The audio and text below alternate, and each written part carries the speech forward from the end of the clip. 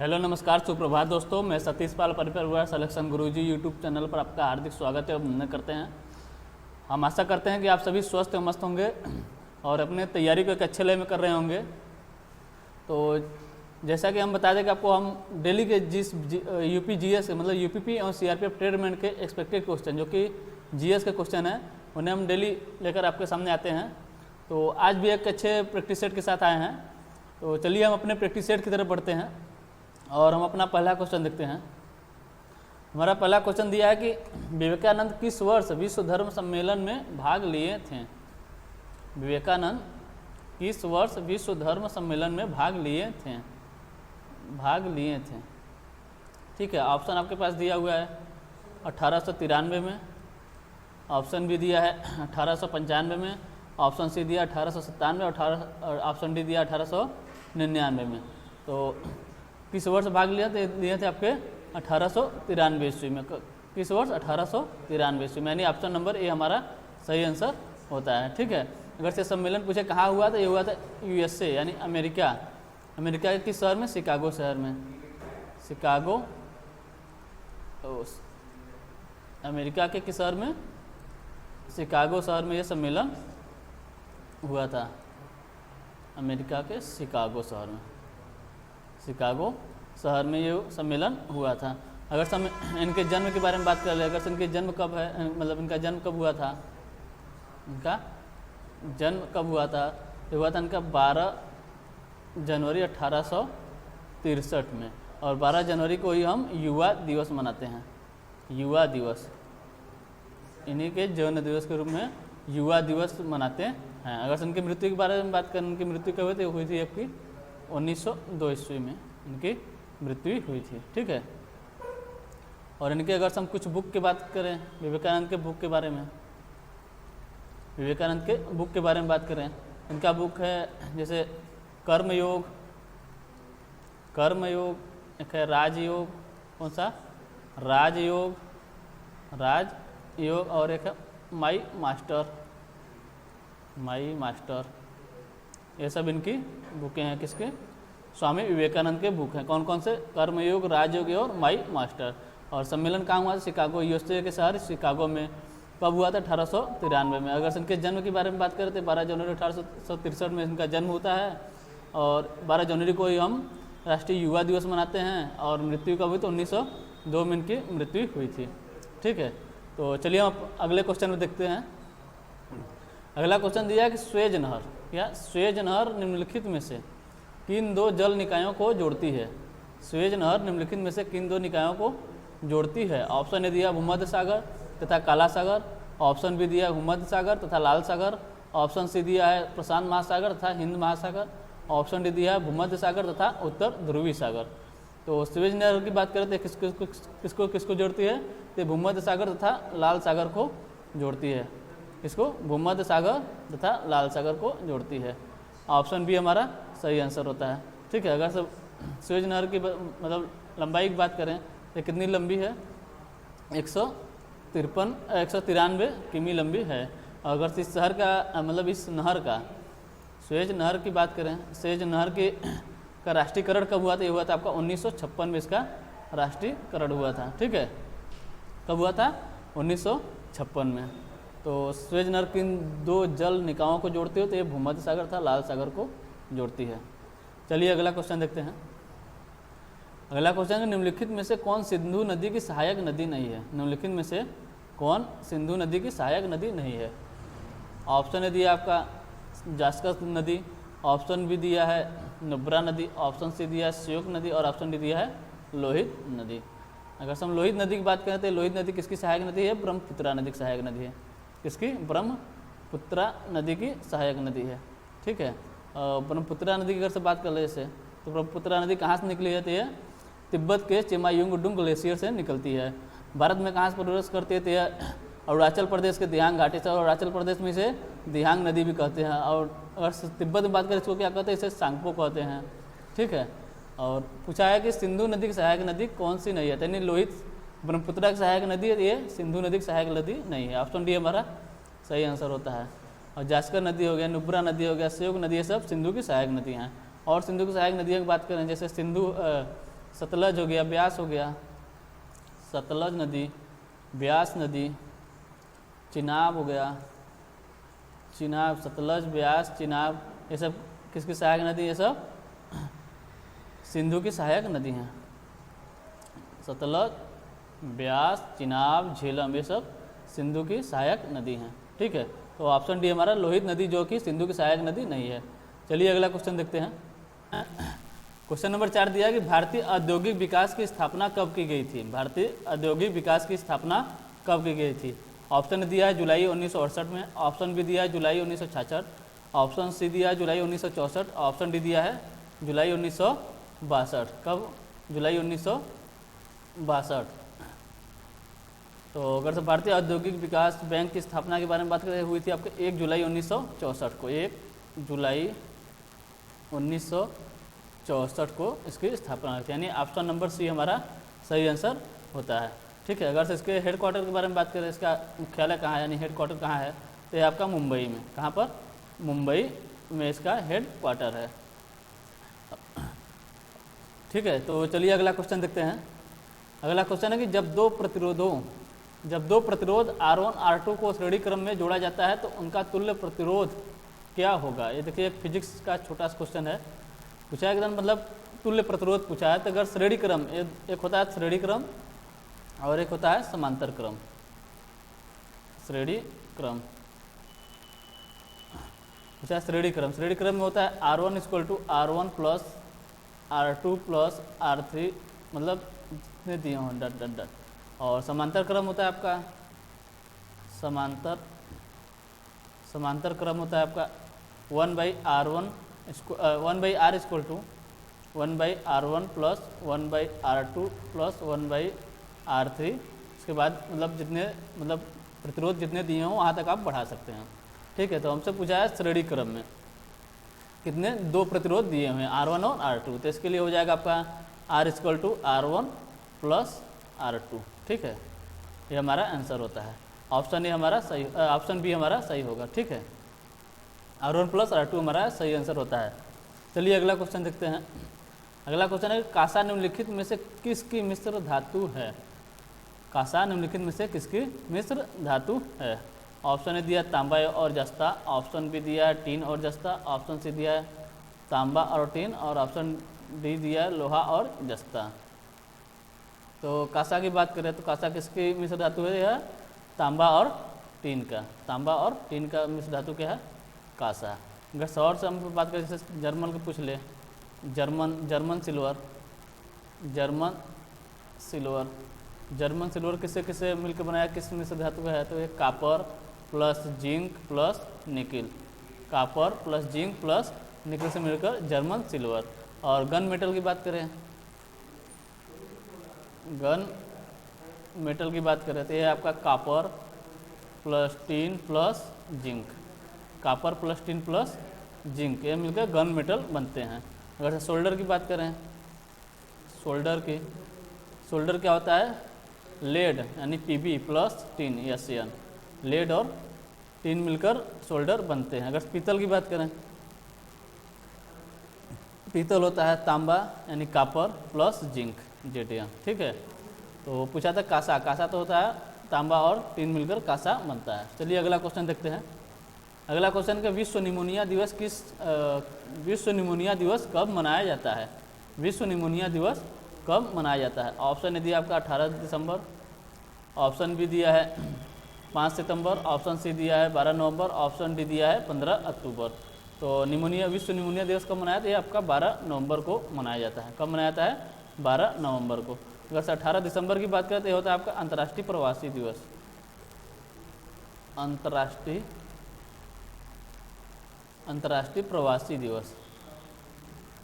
प्रवासी दिवस कब मनाया जाता है? ये 18 दिसंबर को मनाया जाता है। अगर से राष्ट्रीय प्रवासी दिवस या मतलब भारतीय प्रवासी दिवस, राष्ट्रीय प्रवासी दिवस कब मनाया जाता है? तो आपका मनाया जाता है 9 जनवरी 1915 को। क्यों? क्योंकि मतलब 9 जनवरी 1915 को महात्मा गांधी अफ्रीका से भारत आए थे, इसलिए 9 जनवरी को मनाया जाता है। और शुरू कब हुआ था? तो ये शुरू हुआ था 2003 में। 9 जनवरी 2003 से यह प्रवासी भारतीय दिवस मनाना शुरू हुआ था। ठीक है, शुरू हुआ था। अगर 5 सितंबर की बात करें तो राष्ट्रीय शिक्षक दिवस है। 5 सितंबर राष्ट्रीय शिक्षक दिवस है, राष्ट्रीय शिक्षक दिवस, जो कि सर्वपल्ली राधाकृष्णन के जन्मदिन पर मनाया जाता है। शिक्षक दिवस, राष्ट्रीय शिक्षक दिवस।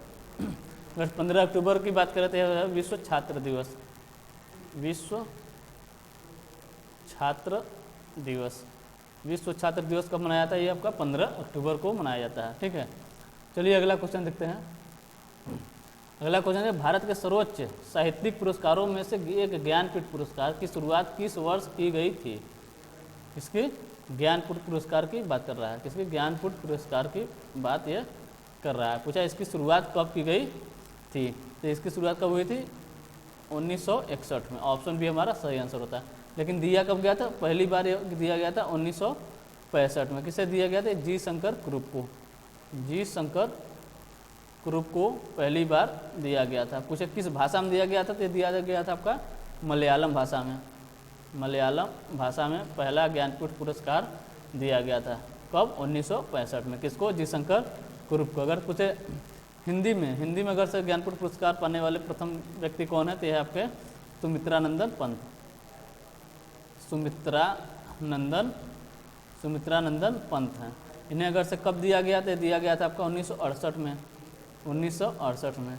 किसके लिए? तो चिदम्बरा के लिए दिया गया था, चिदम्बरा के लिए दिया गया था। किसमें? हिंदी में ज्ञानपीठ पुरस्कार हिंदी में सुमित्रानंदन पंत को दिया गया।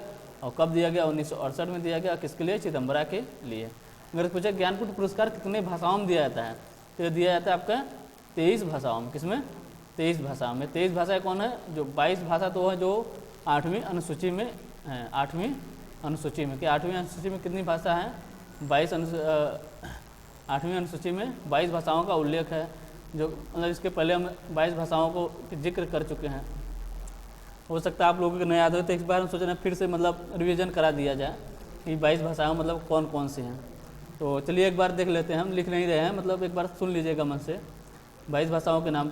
पहले तो मूल संविधान में 14 भाषा थी। वो 14 कौन कौन से थी? तो थी आपकी हो गई कश्मीरी, हो गई कश्मीरी थी, पंजाबी थी, हिंदी थी, आसामी थी, बंगाली थी, उड़िया थी, गुजराती, मराठी, कन्नड़, तमिल, तेलुगु, मलयालम, उर्दू और संस्कृत। ये 14 भाषाएं आपके मूल संविधान में थी। 15वीं भाषा आपकी सिंधी जोड़ी गई। उसके बाद 3 भाषाएं जोड़ी गई 71वें संविधान संशोधन से। कौन कौन सी थी वो? नेपाली, मणिपुरी और कोंकणी। फिर 92वें संविधान संशोधन से आपकी 4 भाषा जोड़ी गई। वो कौन सी थी? बोडो, डोंगरी, मैथिली, संथाली। तो ये 22 भाषा हैं। और प्लस किस में दी जाती है? 22 भाषा और इंग्लिश में। ये ज्ञानपीठ पुरस्कार 23 भाषाओं में दी जाती है। किसमें? 22 प्लस इंग्लिश में दी जाती है। ठीक है, तो चलिए अगला क्वेश्चन देखते हैं। अगला क्वेश्चन है, श्रीलंका के संसद में कितने सदस्य होते हैं? श्रीलंका के संसद में कितने सदस्य होते हैं? तो ऑप्शन ए दिया है 210, ऑप्शन बी दिया है 215, ऑप्शन सी दिया है 232, ऑप्शन डी दिया 225। तो कितने सदस्य होते हैं? 225 सदस्य होते हैं। ठीक है, अगर हम श्रीलंका के पुराना नाम के बारे में बात करें, अगर श्रीलंका का पुराना नाम क्या था? श्रीलंका का पुराना नाम क्या था? श्रीलंका का पुराना नाम था आपका सिलोन। क्या था? सिलोन श्रीलंका का पुराना नाम था। और इसका नाम 1972 में बदलकर क्या कर रख दिया गया? लंका। 1972 में सिलोन से लंका हो गया। और 1978 में, कब? 1978 में ये श्रीलंका हुआ। इसके आगे श्री जोड़ दिया गया, श्रीलंका हुआ। और इसके राजधानी के बारे में बात करें, यानी इसके कैपिटल के बारे में बात करें, इसकी राजधानी क्या है? तो जयवर्धनेपुरे कोट्टे है। क्या है? जयवर्धनेपुरे कोट्टे इसकी क्या है? राजधानी है। राजधानी, इसकी राजधानी जयवर्धनेपुरे कोट्टे। अगर सर हम श्रीलंका की भाषा की बात करें, श्रीलंका में कौन सी भाषा बोली जाती है? यहाँ पर 2 भाषाएं प्रमुख है। कौन कौन सी है? एक है तमिल और सिंहली। तमिल और सिंहली यहाँ की प्रमुख भाषा हैं। कौन सी? सिंहली। तमिल और सिंहली यहाँ की प्रमुख भाषा हैं। फिर से एक बार देख लेना, श्रीलंका के संसद में कितने सदस्य? 225 सदस्य। इसका पुराना नाम क्या था? सिलोन था। 1972 में इसका नाम बदलकर लंका कर दिया गया। और 1978 में इसका नाम क्या कर दिया गया? श्रीलंका। इसकी राजधानी जयवर्धनेपुरे कोट्टे। भाषा तमिल और सिंहली। अगर पूछे यहाँ की सबसे लंबी नदी कौन सी है? तो महावेली गंगा है। कौन सी है? सबसे लंबी नदी महावेली महावेली गंगा कहाँ की सबसे लंबी नदी है? या श्रीलंका की सबसे लंबी नदी है। महावेली गंगा श्रीलंका की सबसे लंबी नदी है। ठीक है, चलिए अगला क्वेश्चन देखते हैं। अगला क्वेश्चन है कि उदयगिरी की गुफाएं उड़ीसा राज्य किस शहर में स्थित हैं? उदयगिरी की गुफाएं उड़ीसा राज्य के किस शहर में स्थित हैं? ऑप्शन ए दिया है भुवनेश्वर, ऑप्शन बी दिया है कटक, ऑप्शन सी दिया है पुरी, ऑप्शन डी दिया है अंगुल में। कहाँ पर है ये? उदयगिरी की गुफाएं की बात करते हैं, कहाँ पर है? यह है आपका भुवनेश्वर में। ऑप्शन ए हमारा सही आंसर होता है। अगर हम और गुफाओं की बात करें, जैसे हम पूछ लिए महाराष्ट्र में कौन कौन सी गुफाएँ हैं, यहाँ पर एक है अजंता की गुफा, अजंता की गुफा, एलोरा की गुफा, एलोरा हो गया, एलिफेंटा हो गया, एलिफेंटा की गुफा और कारले की गुफा। ये सब पूछे कहाँ है? तो सब महाराष्ट्र में स्थित हैं। अगर से हम मध्य प्रदेश की बात करते हैं, यहाँ पर एक भीमबेटका की गुफा, भीमबेटका की गुफा, भीमबेटका की गुफा। और मध्य प्रदेश में कौन सा है? एक है आपका सारू मारू गुफा। ये कहाँ पर है? ये आपका मध्य प्रदेश में स्थित है। और सीतामढ़ी गुफा कहाँ है? अगर पूछ लिया सीतामढ़ी गुफा कहाँ है? तो ये आपका बिहार में है। कहाँ पर है? बिहार में। कहाँ पर? बिहार में। अगर से चंदा देवी गुफा कहाँ है? चंदा देवी गुफा तो ये है आपका छत्तीसगढ़ में। कहाँ पर? छत्तीसगढ़ में। छत्तीसगढ़ में आपका कौन सा है? चंदा देवी गुफा। ठीक है, चलिए अगला क्वेश्चन देखते हैं। अगला क्वेश्चन दिया है कि निम्न में से किस खेल में फॉलो ऑन शब्द प्रयुक्त होता है? निम्न में से किस खेल में फॉलो ऑन शब्द प्रयुक्त होता है? ऑप्शन ए दिया आपका क्रिकेट, ऑप्शन बी दिया हॉकी, ऑप्शन सी दिया बैडमिंटन और ऑप्शन डी दिया है फुटबॉल। तो किस खेल में फॉलो ऑन शब्द का प्रयोग होता है? यहाँ पर होता है क्रिकेट। क्रिकेट से संबंधित और अगर हम शब्द की बात करें, जैसे और कौन कौन से शब्द प्रयोग होते हैं, तो यहाँ पर एक शब्द होता है का ब्रेस। ये भी क्रिकेट से संबंधित है। क्या? ब्रेस। ब्रेस मतलब 2 पर 2, यानी 2 बॉल पर 2 विकेट। 2 बॉल पर 2 देख सकते हैं, 2 बॉल पर 2 विकेट, तो उसे क्या कहते हैं? ब्रेस।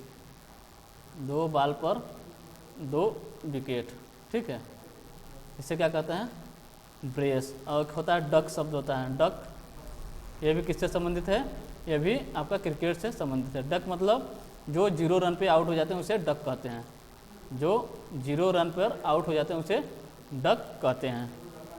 ठीक है, अगर से हैट्रिक की बात करें, हैट्रिक भी किससे संबंधित है? तो ये भी क्रिकेट से संबंधित है। हैट्रिक मतलब 3 पर 3, 3 बॉल पर 3 विकेट या 3 बॉल पर 3 छक्के या चौके से मतलब हैट्रिक कहते हैं, यानी 3 पर 3। अगर से डीआरएस भी किससे संबंधित है? ये भी क्रिकेट से संबंधित है। डीआरएस का फुल फॉर्म क्या होता है? Decision review system. Decision review system. Decision review system. Decision review system यानी डीआरएस। ये भी किससे संबंधित है? ये भी आपका क्रिकेट से संबंधित है। एक होता है जैसे गुगली हो गया, गुगली शब्द हो गया। और एक होता है डकवर्थ लुइस। ये सब किससे संबंधित है? ये सब आपके क्रिकेट से संबंधित हैं। यानी ऑप्शन ए हमारा सही आंसर होता है, जो कि फॉलो ऑन शब्द किससे संबंधित है? या क्रिकेट से संबंधित है। ठीक है, चलिए अगला क्वेश्चन देखते हैं। अगला क्वेश्चन है 2011 की जनगणना के अनुसार भारत में पुरुष साक्षरता दर और महिला साक्षरता दर का अंतर कितना है? मतलब उसका अंतर पूछा है। इसके लिए हमें पुरुष साक्षरता दर पता होना चाहिए और महिला साक्षरता दर। तो पुरुष साक्षरता दर में भारत की में, तो भारत में पुरुष साक्षरता दर कितनी थी? ये थी आपका 82.14%।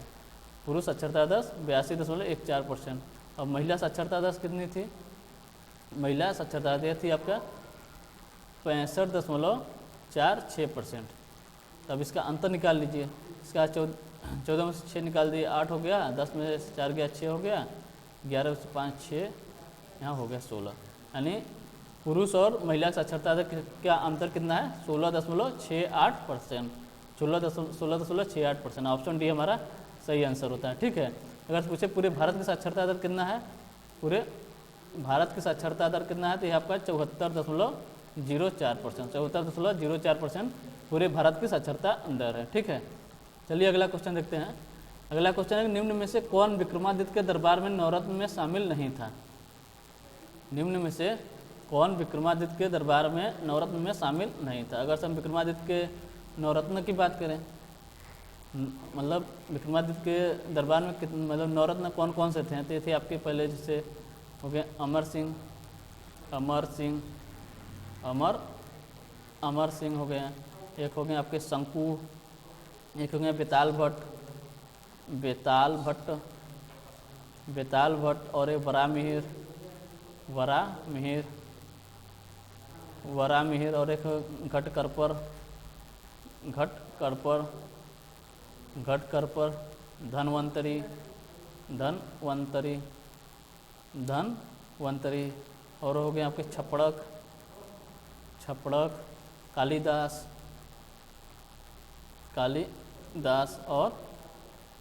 और एक हैं आपके वर रुचि। कितने नवरत्न कौन कौन से, अमर सिंह, शंकु, बेताल भट्ट, वरामिहिर, घटकरपर, धनवंतरी और छपड़क, कालिदास और वर रुचि। ये थे आपके विक्रमादित्य के 9 दरबारी नवरत्नों में शामिल थे। पूछा कौन नहीं थे, तो यानी कालिदास दिए हैं, छपड़क दिए हैं, वर रुचि और सूरदास, यानी सूरदास नहीं थे। ऑप्शन ने हमारा सही आंसर होता है। उसके बाद सभी थे। ठीक है, चलिए अगला क्वेश्चन देखते हैं। अगला क्वेश्चन दिया है कि निम्नलिखित में से कौन सी पुस्तक महात्मा गांधी द्वारा नहीं लिखी गई है। निम्नलिखित में से कौन सी पुस्तक महात्मा गांधी द्वारा नहीं लिखी गई है। ऑप्शन ने दिया हिंद स्वराज, ऑप्शन बी दिया India of my dreams, option C दिया है नेचर क्योर, ऑप्शन डी दिया है गोल्डन थ्रेश होल्ड। कौन सा, गोल्डन थ्रेश होल्ड। तो महात्मा गांधी की पुस्तक की बात करें तो हिंद स्वराज भी उन्हीं की पुस्तक है, और इंडिया ऑफ माई ड्रीम्स भी उन्हीं की पुस्तक है, नेचर क्योर भी उनकी पुस्तक है, और गोल्डन थ्रेश होल्ड की बात करते हैं किसकी पुस्तक है, सरोजनी नायडू की पुस्तक है। सरोजनी नायडू की पुस्तक कौन सी है आपके, गोल्डन थ्रेश होल्ड। ठीक है, तो ऑप्शन डी हमारा सही आंसर होता है। ये महात्मा गांधी की पुस्तक नहीं है, ये किसकी पुस्तक है, ये सरोजनी नायडू की पुस्तक है। ठीक है, चलिए अगला क्वेश्चन देखते हैं। अगला क्वेश्चन है निम्नलिखित में से कौन भारतीय राष्ट्रीय कांग्रेस के गठन के समय भारत का वायसराय था। निम्नलिखित में से कौन भारतीय राष्ट्रीय कांग्रेस के गठन के समय भारत का वायसराय था। ऑप्शन ए दिया आपका लिटन, ऑप्शन बी दिया है रिपन, ऑप्शन सी दिया डफरिन, ऑप्शन डी दिया है मेयो। तो अगर से इनके कार्यकाल के बारे में बात करें तो इनका लिटन की बात करें तो इनका कार्यकाल था 1876 से 1880 तक, और रिपन की बात करें तो 1880 से 1884 थे। 1880 से 1884 इनका कार्यकाल था, और डफरिन की बात करें 1884 से 1888 तक था, और मेयो की बात करें 1869 से थे ये 1872 तक, 1872 तक इनका कार्यकाल था। और कांग्रेस की स्थापना की बात करें, कांग्रेस की स्थापना की बात करें तो ये हुआ था आपका 28 दिसंबर 1885 में। 1885 में किसका कार्यकाल था, तो ये थे आपके 1884 से 88 के बीच कौन, डफरिन थे। ठीक है, और ये यहाँ बात करें अगर से राष्ट्रीय कांग्रेस की बात करते कब, मतलब कहाँ पर स्थापित है, मुंबई में। कहाँ पर, मुंबई में इसकी स्थापना हुई थी। 28 दिसंबर 1885 को मुंबई में इसकी स्थापना हुई थी।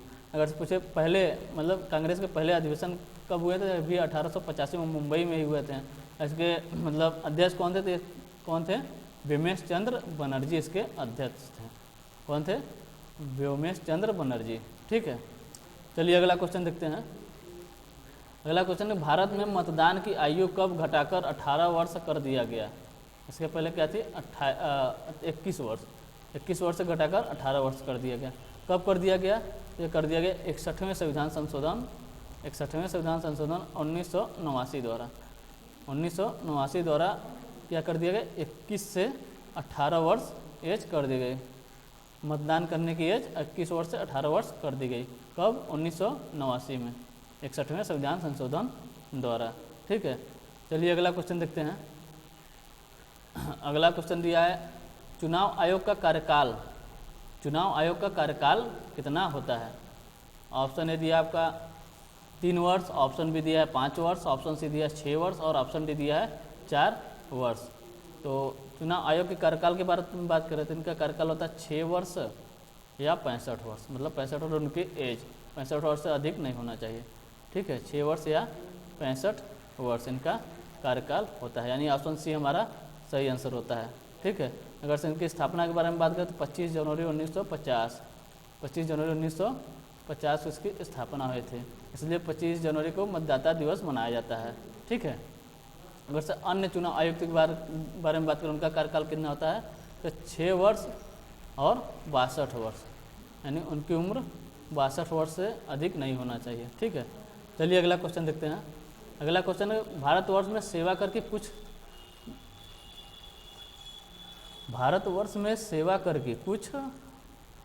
उच्चतर होगा, उचित अंतर क्या,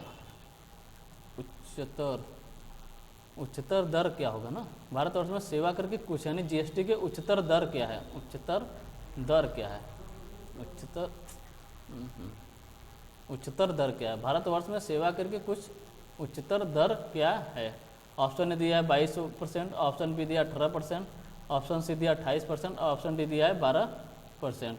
ठीक है, अगर से हम सेवा कर के यानी जीएसटी की बात करें तो इसमें 5 दर निर्धारित की गई हैं। वो कौन कौन सी हैं, एक आपका 0%, एक है 5%, फिर है आपका 12% और 18% और 22%, ये आपकी 5 दरें निर्धारित की गई हैं। ठीक है, अगर से इसकी स्थापना के बारे में बात करें, जीएसटी कब लागू हुआ था, ये हुआ था 1 जुलाई 2017 को, 1 जुलाई 2017 को। ठीक है, अगर से जीएसटी मॉडल कहाँ से लिया गया, देख कनाडा से लिया गया। ठीक है, चलिए अगला क्वेश्चन देखते हैं। अगला क्वेश्चन है, एकता स्थल किसकी समाधि स्थल है, एकता स्थल किसकी समाधि स्थल है। ऑप्शन दिया है ज्ञानी जैल सिंह, ऑप्शन बी दिया भीमराव अम्बेडकर, ऑप्शन सी दिया doctor Rajendra Prasad, option D दिया राजीव गांधी। तो एकता स्थल के बारे में बात करते हैं, किसकी समाधि स्थल है, ये ज्ञानी जैल सिंह की समाधि स्थल है। और डॉक्टर भीमराव अम्बेडकर की बात करते हैं, इनकी समाधि स्थल का क्या नाम है, चित्रा स्थल, चित्रा भूमि या चित्रा भूमि की, चित्रा भूमि डॉक्टर भीमराव अम्बेडकर के समाधि स्थल है। डॉक्टर राजेंद्र प्रसाद का है महाप्रयाग घाट किसका है, डॉक्टर राजेंद्र प्रसाद का। राजीव गांधी की बात करें तो इनका है वीर भूमि इनका मतलब समाधि स्थल है। ठीक है, चलिए अगला क्वेश्चन देखते हैं, और ये हमारा आज का लास्ट क्वेश्चन है। क्या है कि इलेक्ट्रॉन की खोज कब हुई थी, इलेक्ट्रॉन की खोज कब हुई थी। ऑप्शन ए दिया है 1895, ऑप्शन बी दिया 1896, ऑप्शन सी दिया 1897 और ऑप्शन डी लिख दिया 1898 कर लीजिए। तो इलेक्ट्रॉन की खोज कब हुई थी, ये हुई थी आपका 1897 में। ऑप्शन सी हमारा सही आंसर होता है। किसने किया था, किए थे आपके थॉमसन ने, किसने, थॉमसन ने। अगर पूछे प्रोटॉन की खोज कब हुई थी, प्रोटॉन की खोज कब हुई थी 1920 में, ये किसने किया था, रदरफोर्ड ने प्रोटॉन की खोज की थी। यहीं पे पूछ लिएगा न्यूट्रॉन की हुई थी आपको 1932 में, किसने की थी, जेम्स चैडविक ने। ठीक है, और पूछे पॉजिट्रॉन की खोज कब हुई थी, पॉजिट्रॉन की भी हुई थी आपके 1932 में। ये किसने की थी, एंडरसन ने की थी, एंडरसन ने की थी। ठीक है, इलेक्ट्रॉन की खोज कब हुई थी, 1897 में, किसने की थी, जे थॉमसन ने की थी। प्रोटॉन पूछे तो 1920 में हुई थी, रदरफोर्ड ने की थी। न्यूट्रॉन की 1932 में चैडविक ने, और पॉजिट्रॉन 1932 में एंडरसन ने की थी। ऑप्शन सी हमारा सही आंसर होता है। ठीक है, तो चलिए आज के लिए बस इतना ही। अगर सेशन अच्छा लग रहा हो तब लाइक एवं सब्सक्राइब करना ना भूलें और शेयर जरूर करें। तो अब मिलते हैं आपसे हम अगले प्रैक्टिस सेट में। ठीक है, तो आज के लिए बस इतना ही। आज तब तक के लिए आपको टेक केयर, बाय बाय, जय हिंद, जय भारत।